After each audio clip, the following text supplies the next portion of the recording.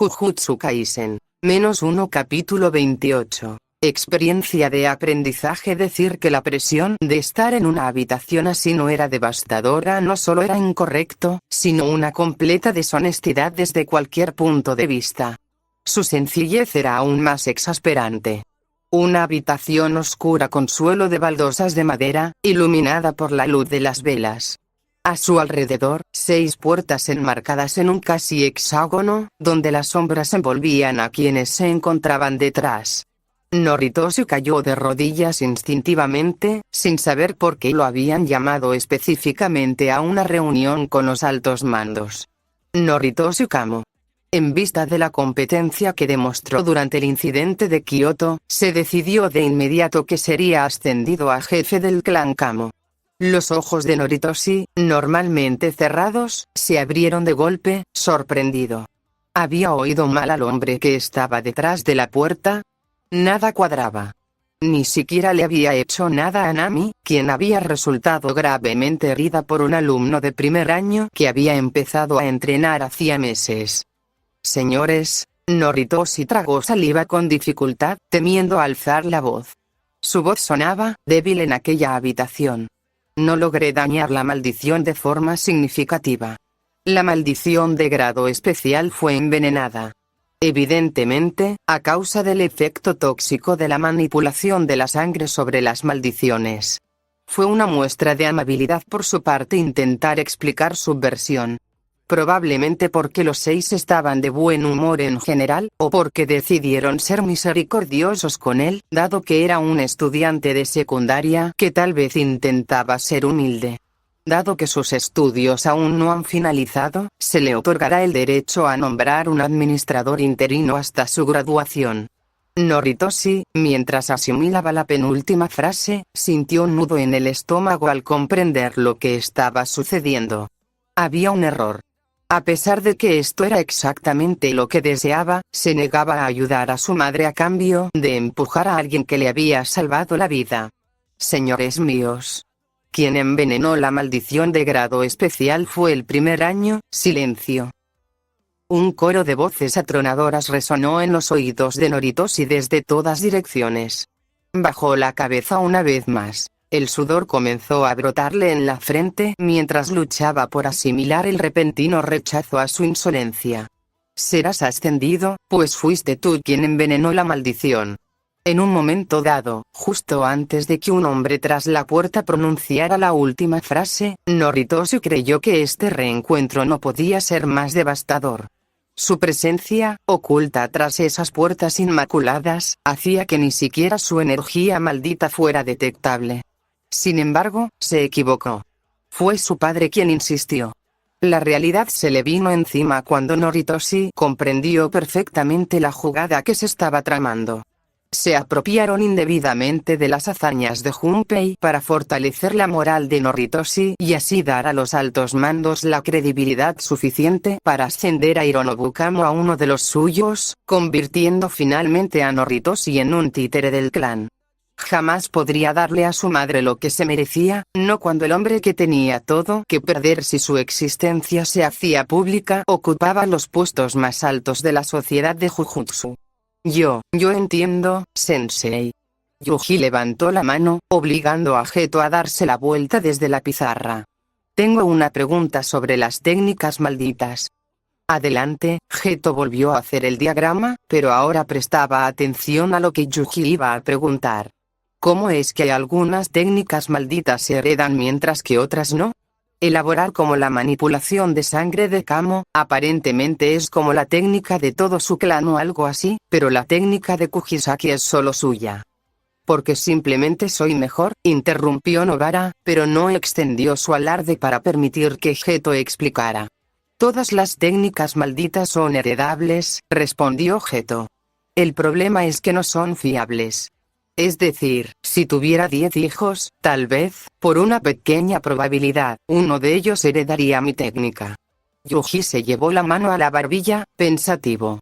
A veces se saltan generaciones, otras veces aparecen de repente sin previo aviso.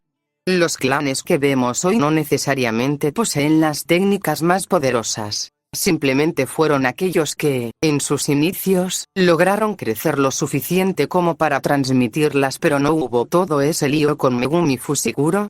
Junpei levantó la mano. ¿Que su técnica era súper especial o algo así? Sí. Eso se debe a que a veces se saltan generaciones, y con frecuencia se puede transmitir más de una técnica. Por eso los Zenin poseen una gama tan amplia de técnicas en su linaje genético. 10 sombras, construcción, hechicería de proyección, coraje ardiente, retumbador terrestre, mirada paralizante. En cualquier caso, los clanes se forman a partir de las técnicas que sobrevivieron y se transmitieron. Pero tienen sus rarezas, ¿no? Reafirmó Junpei. Sí, respondió Geto. La técnica de las 10 sombras es extremadamente rara, mientras que el discurso maldito de Toge es extremadamente común dentro del linaje Inumaki. Sin embargo, su rareza no implica su fuerza, ya que los Inumaki fueron proscritos por completo debido a la potencia de su técnica. Y una vez que Geto terminó el diagrama que estaba dibujando, volvió a darse la vuelta. Allí, se formaron varios cuadrados y se dibujaron nombres en el eje vertical, mientras que una serie de palabras se escribieron en el eje horizontal. Físico a distancia, convocar, apoyo, transformador, mezclado, esotérico. Estas son las 7 clasificaciones de técnicas malditas que la sociedad de Jujutsu utiliza desde hace siglos. Son definiciones que hemos creado, y, aparte de eso, ninguna técnica es diferente de las demás a un nivel básico, respondió Geto.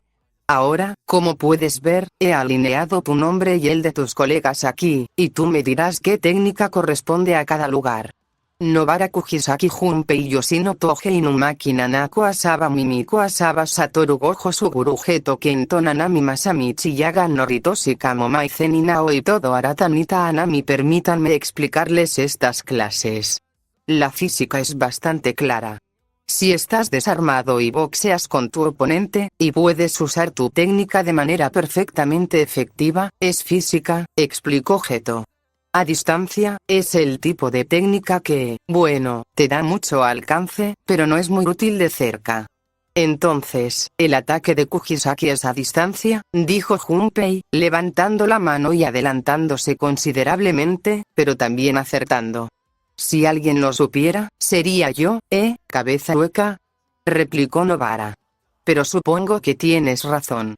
Sí, es correcto. Geto marcó con una X la casilla en la fila de Nobara y en la columna de Ranget. Pero esperen a que termine de explicar antes de hacer sugerencias, pueden ser engañosas. Lo siento, Junpei bajó la cabeza, enfurruñado por su propia falta de paciencia. Lo siguiente es invocación.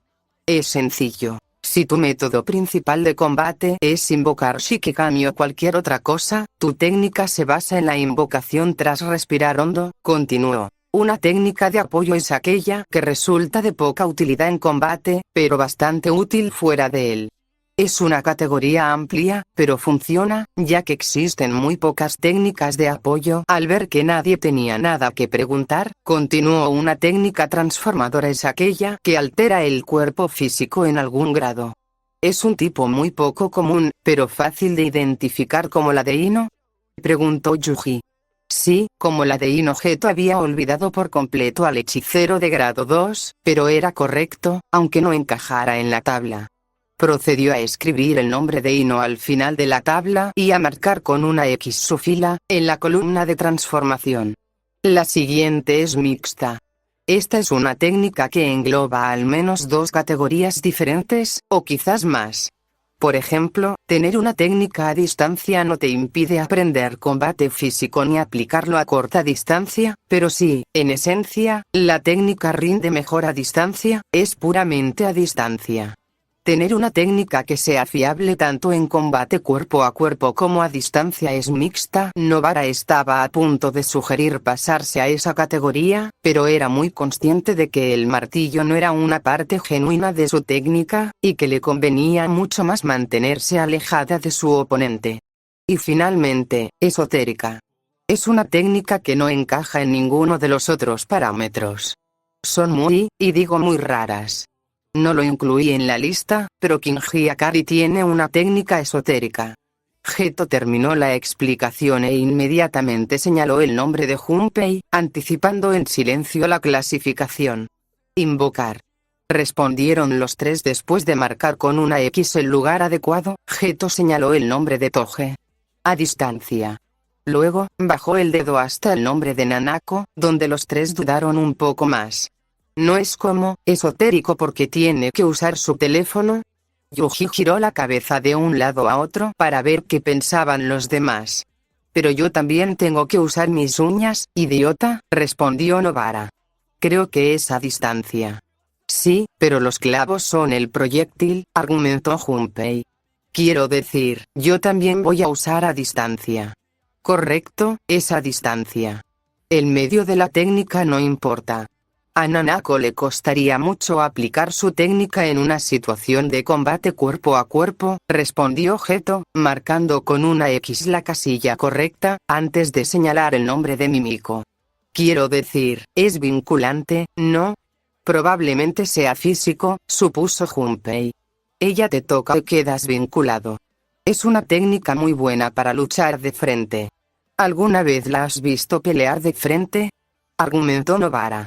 No creo que sea a distancia ni nada por el estilo, pero obviamente no es física. Pero esa no es la condición, insistió Yuji. No importa cómo pelee, sino cómo se desarrolle la técnica. Entonces, ¿por qué demonios iba a ir en contra de su propia técnica? Recordó Nobara. Se estaría poniendo en desventaja sin motivo alguno. No le voy a decir la respuesta a nadie, pero sí una aclaración. Una antigua alumna mía de cursos superiores, Mei Mei, tiene una técnica de ataque a distancia, aunque prioriza el combate físico, añadió Geto, antes de volver a guardar silencio y permitirles hablar. Pero las ataduras tampoco paralizan realmente al oponente, ¿verdad? Se pueden romper, argumentó Junpei. Anami lo hizo. Pero si eres lo suficientemente fuerte puedes superar cualquier cosa, respondió Yuji, incorrectamente, pero para los fines de la discusión, era un buen punto. Espera. Su técnica hace que, digamos, no puedas usar bien la energía maldita, ¿verdad? Es correcto, su técnica limita tu rendimiento, respondió Geto, ya que esa no era la respuesta completa y ya estaban en el camino correcto. Entonces es de apoyo, señaló Nobara rotundamente. No obtiene ningún beneficio físico de las cuerdas, sino que puede inmovilizar a los enemigos para que otros los golpeen. Es, literalmente, un movimiento de apoyo. Buen razonamiento. Exclamó Geto, antes de marcar con una X la columna de apoyo. El siguiente fue nada menos que Satoru Gojo. Tiene que ser físico, al menos mixto, argumentó Junpei. Literalmente no puedes tocarlo. Pero esas cosas rojas y azules, ¿recuerdas el gran Kamehameha morado? Argumentó Yuji. Eso es de largo alcance. Se parece más a una Genkidama, pero entiendo la idea, respondió Junpei, mientras Nobara ponía los ojos en blanco al ver que no podían tener una conversación sin hacer referencias a la cultura pop. Geto, por su parte, se rió de la comparación. Entonces es una mezcla de físico y a distancia. Entonces es mixto. Yuji selló el trato, mientras Geto asentía y marcaba la X en la casilla correcta. Sin embargo, no pronunció su propio nombre. Venga, ¿y el otro? Geto sonrió con picardía, pillando a los tres desprevenidos. Pero, ¿acaso Gojo no tiene solo una técnica? Preguntó Yuji. No, técnicamente tiene dos. Los 6 ojos. Son una técnica que solo aparece en el clan Gojo, una a la vez. Te daré una pista y diré que es una técnica de apoyo, dado que, si bien no proporciona ninguna ventaja ofensiva, el poder de Satoru proviene de la capacidad de los 6 ojos para optimizar su uso de energía maldita hasta un punto en el que prácticamente nunca se cansa. A continuación, fue el turno de Suguru Geto. No tenía intención de revelar su técnica por completo, pero el hecho de usar a Akamanto para entrenar a los niños en el uso del dominio simple y, además, en los años venideros, implicaba que Yuji, y por consiguiente Sukuna, acabarían entendiéndola de alguna manera. Invocar. Por suerte, no hubo ni rastro de vacilación. A continuación, Kento Nanami. Físico, respondieron Yuji y Nobara, mientras Junpei se quedó pensando si alguna vez había visto pelear a ese tal Nanami. Entonces, Masamichi Yaga es Summon, ¿verdad? Preguntó Junpei. Quiero decir, él creó a Panda. Sí, es Summon. Geto asintió, antes de señalar el siguiente nombre, Norito Tsukamo. Junpei, es tu responsabilidad. Yuji lo miró, antes de que Junpei se encogiera de hombros. Nobara tampoco parecía muy interesado en adivinar. Yo, supongo que mixto. ¿Una mezcla de físico y a distancia? Sugirió Junpei, mientras Geto asentía afirmativamente. Sí, ya que la manipulación de la sangre se puede usar eficazmente en ambos contextos sin ningún inconveniente, respondió Geto, antes de bajar el dedo para señalar el nombre de Mai Zenin. No es físico, reflexionó Yuji, pero tampoco puede ser a distancia. ¿Y qué si es de apoyo? Sugirió Nobara, pero Yuji y Junpei negaron con la cabeza. No les parecía correcto. La construcción, aunque Mai la usaba de forma bastante mediocre, era teóricamente demasiado amplia como para aplicarse a cualquiera de ellas si no fuera por, tiene que ser mixta. Correcto, respondió Geto. La construcción es una mezcla de física, a distancia, de apoyo e incluso transformadora, aunque parezca mentira. A continuación, movió su dedo hacia el nombre de Ao y todo.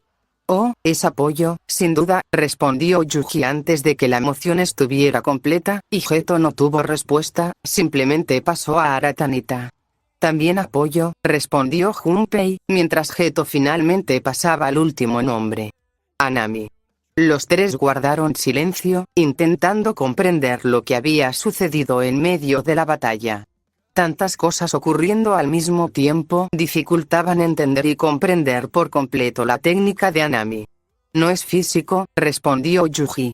Tenía que crear distancia entre todo y yo cada vez que intentaba sacar ventaja. Supongo que es de rango, sugirió Junpei, con cierta vacilación. No le veo ninguna utilidad. Eso es correcto. Felicidades, las acertaste todas. Felicitó Geto, y aunque la clase no terminó ahí, los asuntos de Jujutsu concluyeron por hoy. Algas, helado. Junpei se quedó atónito al oír a Inumaki decir algo que no fuera específicamente un ingrediente de sushi. Junpei acababa de salir de su habitación para buscar algo de comer, así que le pareció bastante conveniente. Nanako y Mimiko lo estaban esperando, y por consiguiente, ahora Junpei también. Por supuesto. Junpei sonrió radiante y se apresuró a unirse a ellos. De hecho, le apetecía un helado, y siguió adelante sin darse cuenta de que solo podría tener conversaciones genuinas en este viaje con Nanako y Mimiko, que formaban parte de todo el género con el que tenía muy poca idea de cómo comunicarse. Algas, atún con mayonesa, hoja de mostaza, continuó Toge con un tono monótono sobre cómo todos se negaban, como Maki que tenía tarea, Yuji que estaba durmiendo y Nobara no estaba interesado, y Panda, literalmente, no podía salir de la escuela salvo en muy raras excepciones. Vamos a uno de nuestros lugares favoritos, así que lo vas a disfrutar. Nanako se giró hacia Junpei, como para calmar sus nervios. Probablemente se dio cuenta de que, durante todo el camino, él no había dicho ni una palabra. Oh, eso es genial. Respondió Junpei, sin saber cómo añadir nada más. Toge era un pésimo conversador, y con razón, pero eso no ayudaba a que Junpei se integrara al grupo. No suelo comer helado, así que es agradable tomar un capricho después, ¿verdad? Supongo que el helado está muy rico, respondió Nanako, dando por terminada la conversación. Junpei contuvo un suspiro de decepción. No por ella, sino por su aparente incapacidad para dar una respuesta interesante. Una vez que llegaron a la heladería, comprobaron que realmente estaba a la altura de las expectativas. Paredes blancas relucientes, grandes ventanales y un estilo arquitectónico generalmente europeo que, si bien era visualmente atractivo, hizo que Junpei temblara por su propio bolsillo. La heladería estaba justo al lado de una escalera que bajaba a lo que Junpei dedujo que era una línea de metro, y Junpei se preguntó brevemente a dónde iría. Gojo nos traía aquí mucho cuando éramos más pequeños, explicó Mimiko, dándole también contexto a Junpei de que, por supuesto, el hombre más rico de la zona inevitablemente haría que los niños considerablemente más pobres se acostumbraran a comer helados caros. Tras hacer sus pedidos, el cuarteto optó por sentarse fuera. Nanako y Junpei eligieron chocolate, Toge galletas con crema y Mimiko coco. No sabía que a ti también te gustaba el chocolate, comentó Junpei. Soy muy goloso. Oh, sí, totalmente, respondió Nanako. Por eso ya no vengo aquí. Volveré rodando si consigo lo que mi corazón desea. Te entiendo, respondió Junpei. Voy a repetir, vuelvo en un minuto, advirtió Mimiko, mientras Toge también aprovechaba la oportunidad. Atún con mayonesa y algas, afirmó Toge, indicando que iba al baño. Junpei, aunque apreciaba la situación en un estado onírico donde la conversación fluía con facilidad, sentía que iba a morir de aburrimiento estando solo con Nanako un rato. Sin embargo, parecía que su silencio estaba a punto de romperse con una intrusión muy extraña. Una intrusión visual, seguida de una sonora.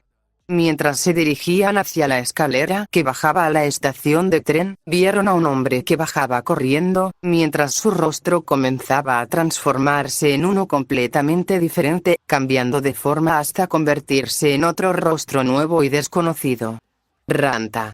¿Tienes idea de dónde está?, gritó Kusakabe, corriendo por las calles con un chico de pelo negro siguiéndole.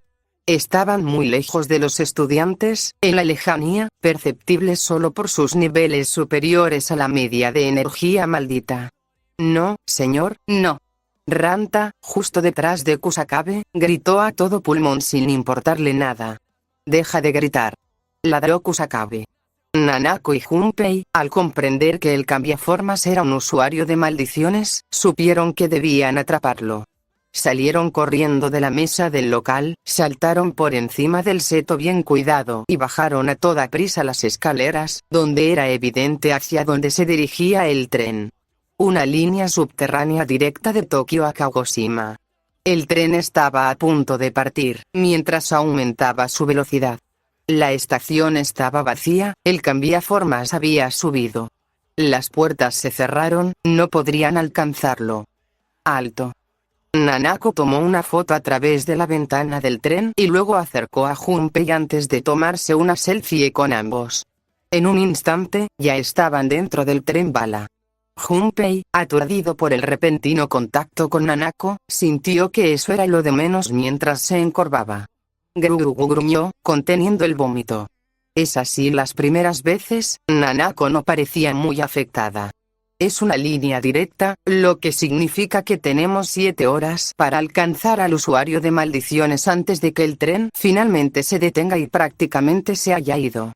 Oh, Dios mío, Junpei suspiró. Supongo que ahora no nos queda otra opción, ¿eh? Te apuntaste a eso cuando decidiste convertirte en hechicero, comentó Nanako. Yo lo sé,